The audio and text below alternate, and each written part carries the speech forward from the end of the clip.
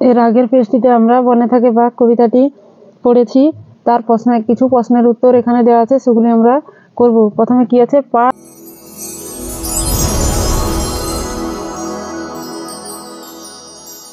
দেখে লেখো। পাঠ দেখে লেখো। একে দাগে কি আছে, বনে আছে ড্যাশ। এর আগে পেজটিতে আমরা কি পড়েছি, বনে আছে অনেক গাছ। বনে থাকে ড্যাশ, বনে থাকে পশু পাখি।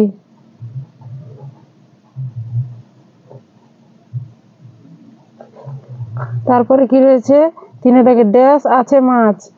নদীতে আছে মাছ। পশু পাখিরা সবাই ড্যাশ, পশু পাখিরা সবাই কি সাথী। তারপর পরের প্রশ্নটিতে কি রয়েছে, সহজ পাঠের বনে থাকে বাঘ পাঠটি দেখে লেখো। বনে থাকে বাঘ পাঠটি থেকে কিছু প্রশ্ন এখানে দেওয়া আছে, সেগুলি আমরা লিখব। পাখি ড্যাশ খায়, পাখি ফল খায়।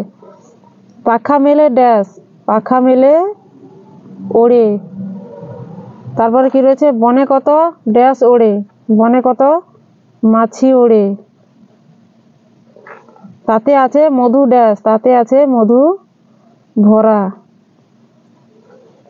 তারপরে প্রশ্নটিতে কি রয়েছে, নিচের কোনগুলি গাছের অংশ লেখো। নিচে এখানে কতগুলি শব্দ দেওয়া আছে, সেগুলির মধ্যে কোনগুলি গাছের অংশ সেগুলি আমরা নিচে লিখব। প্রথমে কি রয়েছে, ফুল ফয়সুকার ল ফুল। ফুল একটি গাছের অংশ, তাই নিচে লিখব ফয়সুকার ল ফুল। তারপর রয়েছে ফল ও ফল, ফলও একটি গাছের অংশ, তাহলে 2 নম্বরে লিখব ফল। তারপর রয়েছে পাতা, পয়াকা তয়াকার পাতা, পাতাও একটি গাছের অংশ, তাই 3 নম্বরে আমরা পাতা লিখব। 4 নম্বরে কি লিখব, মাছ, মাছ কোনো গাছের অংশ নয়। তারপর রয়েছে বয়াকার ঘ বাঘ, বাঘও গাছের অংশ নয়। দন্তন দয়দিঘিকায় নদী, এটিও হবে না। তারপরে আছে বেলুন, বয়কার সুকার দন্তন বেলুন, বেলুনও কোনো গাছের অংশ নয়। তারপর রয়েছে ছাতা, ছয়াকার তয়াকার ছাতা, এটিও হবে না। তারপর রয়েছে আর র তালবসায় উকার লয়াকার আরশোলা, আরশোলা একটি পতঙ্গ, এটিও হবে না।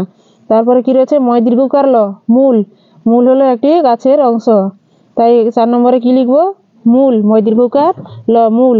তারপর রয়েছে তালবসায় আকার ক্ষয় আকার শাখা, গাছে শাখা প্রশাখা থাকে, তাই শাখা একটি গাছের অংশ, তালবসায় আকার ক্ষয়াকার। তাহলে 5 নম্বরে কি হলো, শাখা।